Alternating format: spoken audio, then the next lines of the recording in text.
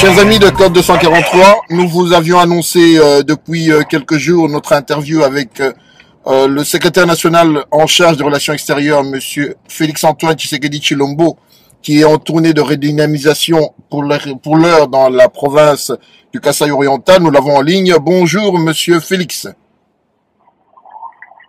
Oui, bonjour, Abraham. Nous vous remercions pour nous avoir accordé ce temps afin de nous relater ce qui se passe depuis que vous êtes en tournée. Nous avions vu des images de Congo Mikili qui nous sont parvenues aujourd'hui.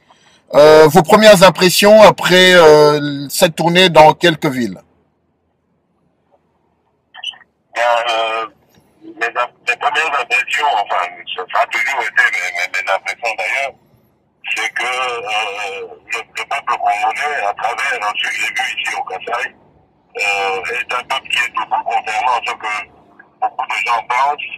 C'est un peuple qui est conscient de sa situation, mais qui est un petit peu désemparé face à la cruauté, à la barbarie de ce régime, un régime qui est d'ailleurs aux abois.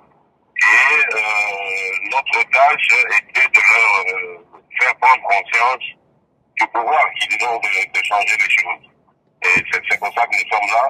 Ça leur a fait du bien, d'une part, et d'autre part, ça nous a fait aussi du bien de voir qu'ils sont debout, ils sont restés déterminés.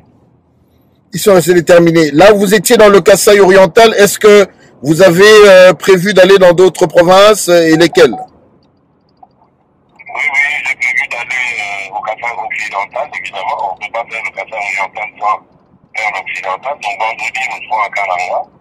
Et peut-être dans certaines fédérations à l'intérieur même de la province, parce qu'il y a déjà des gens de Timboulou, des gens de Louépo, tout ça qui appellent et qui insistent pour qu'on y soit. Mais en même temps, nous sommes tenus par un programme. Je ne sais pas si nous pourrons satisfaire tout le monde, parce qu'il y a aussi le Katanga qu'il faudra ensuite aller conquérir.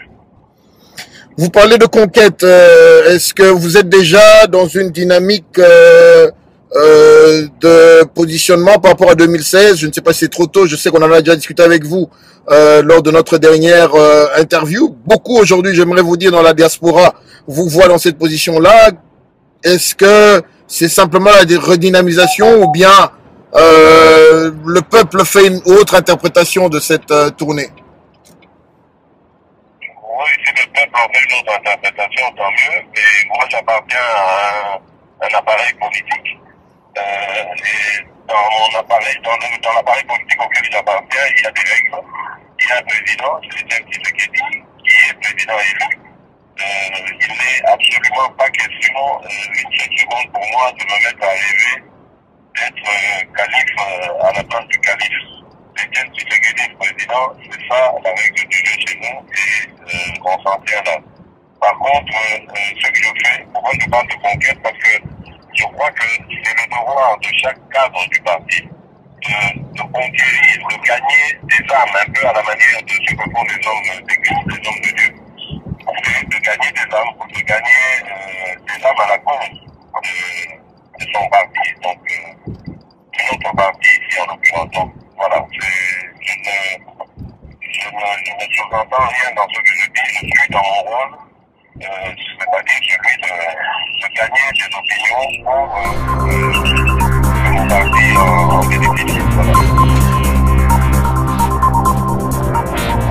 Concernant une éventuelle tournée en Europe ou Canada, États-Unis pour dynamiser la base, est-ce qu'elle est prévue? Bon, pour le moment, non, mais évidemment, après ce que nous avons recueilli comme constat, comme élément ici, il faudrait bien le communiquer à tous les nôtres là-bas. Mais on verra bien en fonction de la situation, si ce serait moi-même, le secrétaire national aux affaires extérieures, qui ferait cette tournée des amis des fédérations extérieures, ou bien si ce sont les représentants eux-mêmes qui, après avoir eu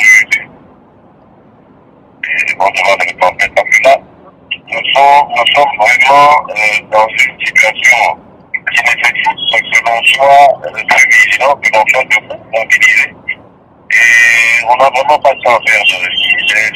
Les bonhommes d'en face sont en train de mettre en œuvre un plan machiavélique qui consiste à manœuvrer et à mettre tout le monde sur le fait accompli. Nous devons absolument déjouer cela et c'est pour ça qu'il est impérieux pour nous d'être sur le terrain et de sensibiliser le plus possible. Sensibiliser le plus possible. Monsieur Félix, il y a une marche qui est prévue ce samedi à Kinshasa. Je sais que vous serez en tournée à l'intérieur. Est-ce que vous avez un message particulier pour les Kinois? Est-ce que vous avez un message également particulier pour cette diaspora qui attend, qui est pratiquement là, tournée vers cette tournée que vous êtes en train de faire? Est-ce que vous avez un message particulier pour ceux-là qui, samedi, vont encore sortir pour dire non à la Constitution, dire non au plan machiavélique que ce pouvoir est en train de mettre sur place? Oui, moi, le seul message que je donne, et partout où je suis passé, c'est le même, c'est celui d'appeler à l'unisson. Moi, je rêve encore de cette belle époque de 2011, où diaspora et population ici au pays marchaient vraiment à l'unisson. Dommage que par après, il y a eu certains esprits tordus qui se sont adonnés à des règlements de compte pour des problèmes de conditionnement personnel. Ça, c'est regrettable. Je crois qu'il faut les mettre en état de nuire et revenir à l'état d'esprit qui était le nôtre et qui avait fait reculer la dictature kabiliste ici. Il faut revenir à cet état d'esprit, c'est-à-dire marcher ensemble, dire les choses ensemble. Et ça a eu du bon parce que ça a eu le mérite, en tout cas, d'attirer l'attention de la communauté internationale qui aujourd'hui s'implique dans la recherche de solutions pour le Congo. Donc oui, mon appel, il est en un mot, donc c'est-à-dire l'unité pour tout le monde. L'unité pour tout le monde. Vraiment, nous vous remercions, Monsieur Félix, de nous avoir accordé ce temps et vous encourageons dans ces démarches. Vraiment, et soyez notre interlocuteur auprès de la population, saluez-les, pour leur dire que cette diaspora est toujours là, elle est mobilisée et que nous espérons pouvoir faire basculer les choses d'ici là. Bonsoir.